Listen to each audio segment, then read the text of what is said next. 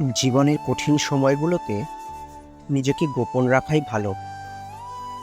নিজের দুঃখ কষ্ট কাউকে না দেখানোই উত্তম। জীবনে যদি কখনো খুব খারাপ সময় আসে, তাহলে নিজের দুঃখ কষ্টগুলো নিজের মাঝে এমনভাবে আড়াল করে রেখো, যেন তোমার গা ঘেঁষে বসে থাকা মানুষটিও টের না পায় যে গোপনে তুমি ভেঙে গেছো। পুড়ে ছারখার হয়ে গেছে মনের বন, আকস্মিক ঝড়ে ঝরে গেছে জীবন বৃক্ষের সব কয়টি সবুজ পাতা।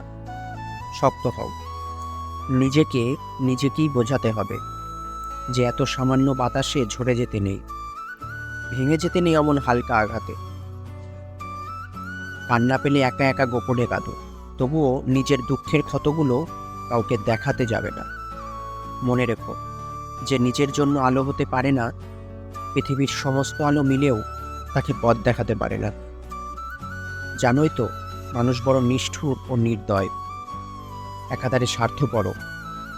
ভেঙে যাওয়া মৌচাক দেখলে ঢিল মেরে আরো বেশি ভেঙে দিয়ে পৈশাসিক আনন্দ পায়।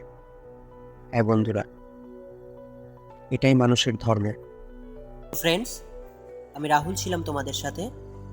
তোমাদের যদি এই ভিডিওগুলো ভালো লেগে থাকে, অবশ্যই একটা লাইক করে দিও, কমেন্টস করো, বন্ধুদের মাঝে শেয়ার করো। আর চ্যানেলে যদি নতুন হয়ে থাকো, অবশ্যই চ্যানেলটাকে সাবস্ক্রাইব করে দিও।